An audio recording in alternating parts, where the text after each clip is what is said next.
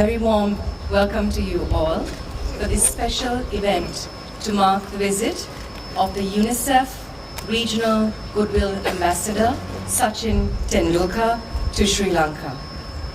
Sachin Tendulkar was appointed as the first UNICEF Regional Goodwill Ambassador for South Asia in 2013.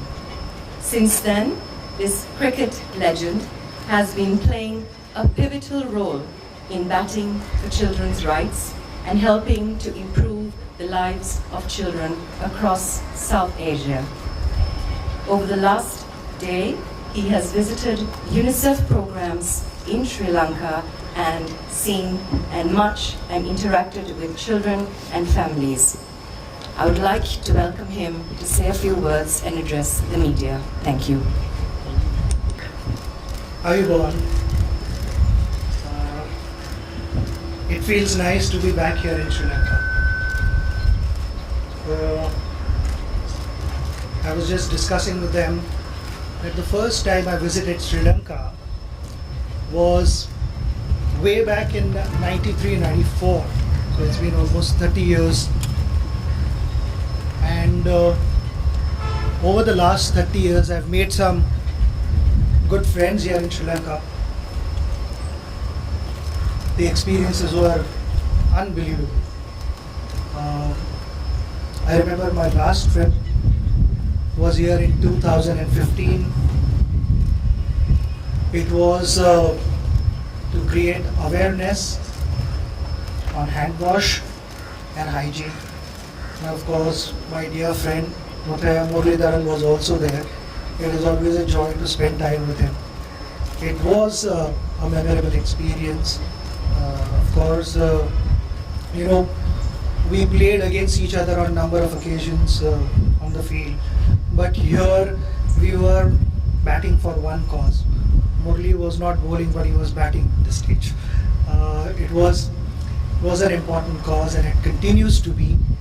And however much efforts we put in, the requirement is endless, and this journey continues. Due to pandemic, our lives slowed down, and slowed down considerably. Yesterday I had the opportunity to visit Ruwanavilla and also spend time with school children, which was an unbelievable experience. Because you spend time with children, you learn a lot of things. It cannot be one-way traffic all the time. I also got an opportunity to spend time with the families there in the tea plantation estate and understand their challenges. Their children are facing a lot of challenges, and simultaneously also get to know what the government, the non-government organizations like UNICEF and other social workers are doing. They're all trying their best, but like I said, the requirement is massive, and however efforts we may put in, they're not enough. That journey continues, and everyone is, the best part is everyone is committed to impacting their lives positively. I truly believe children are the future, and if we support them today, they will make us proud tomorrow. For every nation to prosper, I think the children in those countries need to grow up happy and healthy, and then things can turn around. But for that, there are three important things out of many which I feel with UNICEF having their inputs are important. The first one is early moments. The second one is nutrition. The third one is education. When it comes to nutrition, Let me start with early moments first, because that is the sequence I would like to go in. Early moments, 80% of the brain development happens in the first 1,000 days. In fact, in the first 2 years, I would say after the baby is conceived, those are the most important years. So, the natural tendency is to focus on the nutrition, but along with nutrition, I think something which unknowingly parents, the family members ignore is spending time with the child. To spend more time with the child, to show love, to show affection, play with them, chat with them, hug them, cuddle them. I think these factors are really important for bonding, because that is when, like I said, 80% of the development of the brain is taking place. And the interaction that you have, the time that you spend, has an impact for the rest of the life on that baby, which we sometimes in our day-to-day hustle, we tend to ignore that unknowingly. So my advice would be, time is precious, I know, but not more than the baby. I think that is more important and cannot be ignored. The second one is nutrition. And when it comes to nutrition, it takes me back to my school days. I've never experienced Sri Lanka so windy. I was just discussing our fielding days here. They were unpleasant, but this is nice, possibly because you guys are here.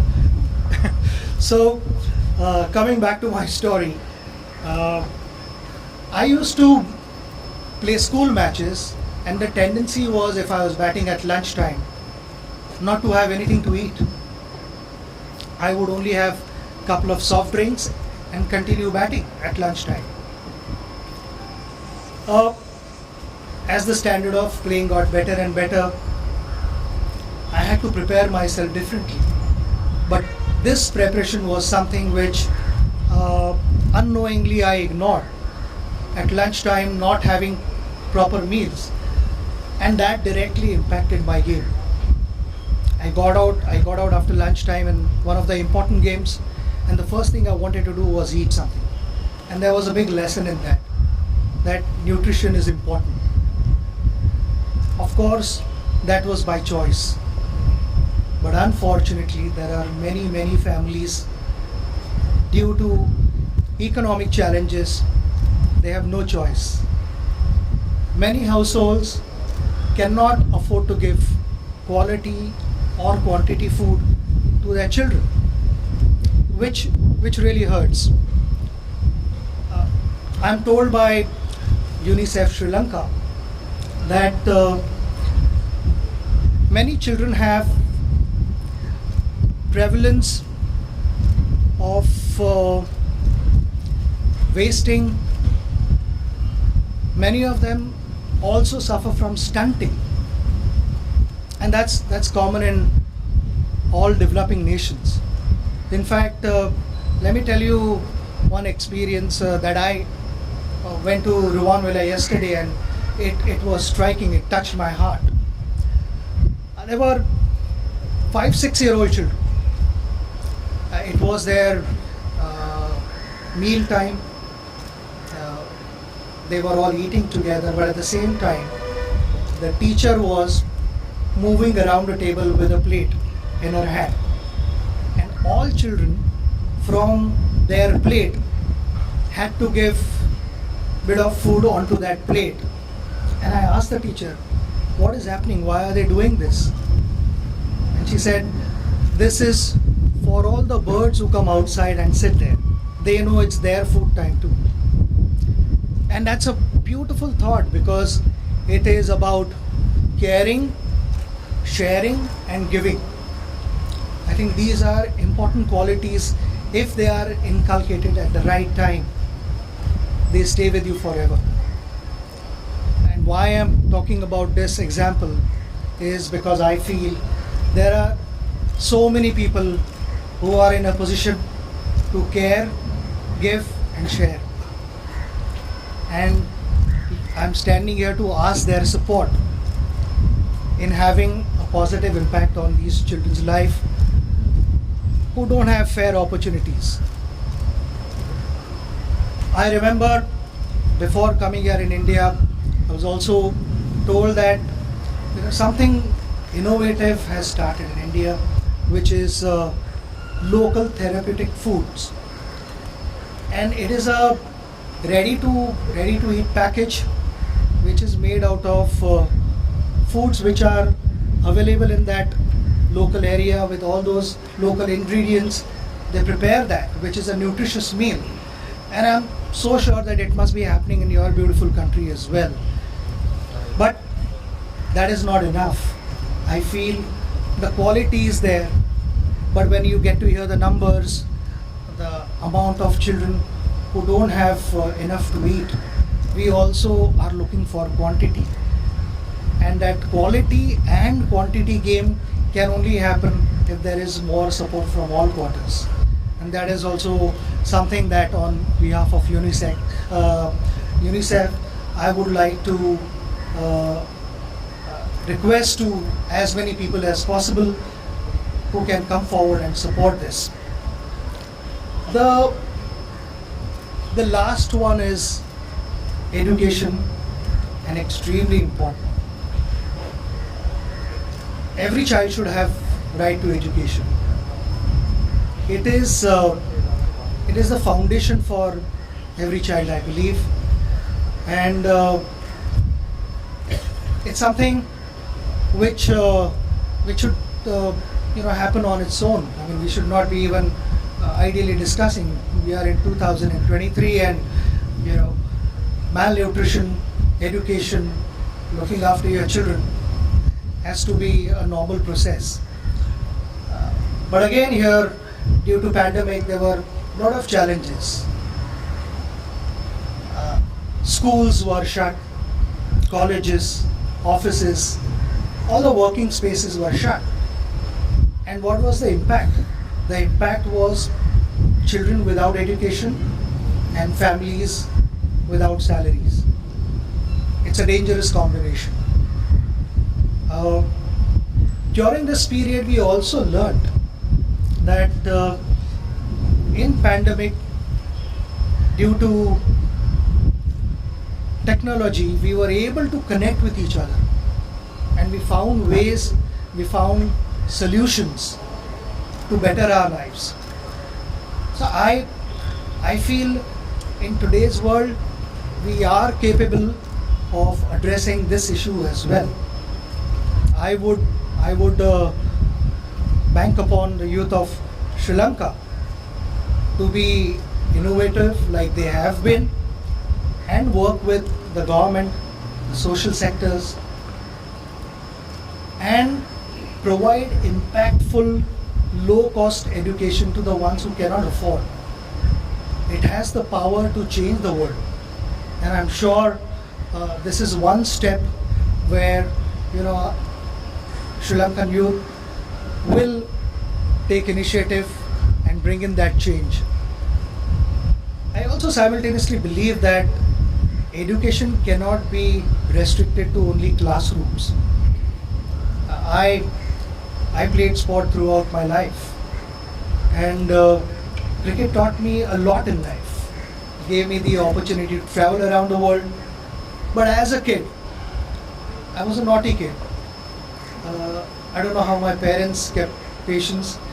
Only, when I had my two children, Sarah and Arjun, that is when I realized how patient my parents must have been.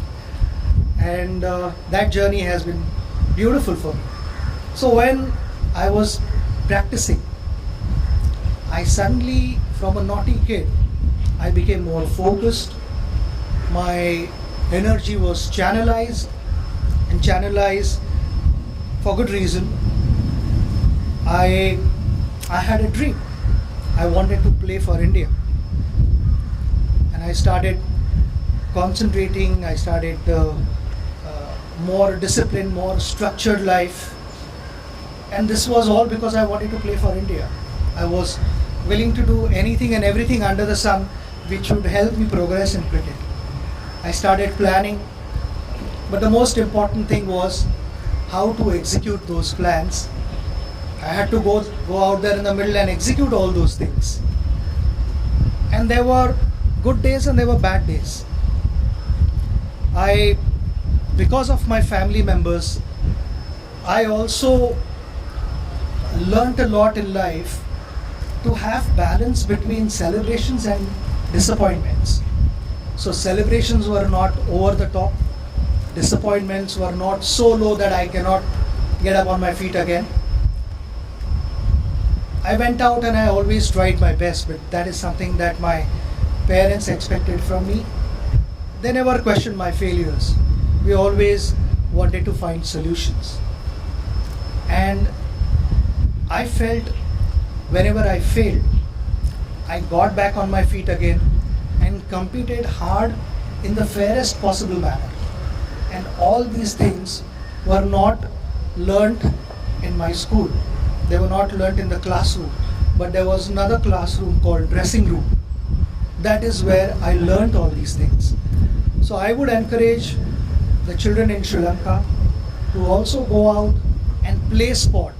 That is going to directly impact their health. And whatever they choose to be in life, be it a doctor, lawyer, journalist, you can only become better. There will be more consistency if you are a fitter person.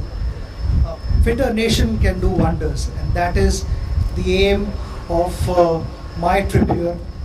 Once again, this experience has been a brilliant experience for me, a learning experience, and this was only possible because of UNICEF.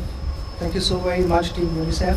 And first innings is played by UNICEF, but second innings will be played by you, so help us spread this message. Thank you once again for being here and being so supportive. Thank you. Bye-bye.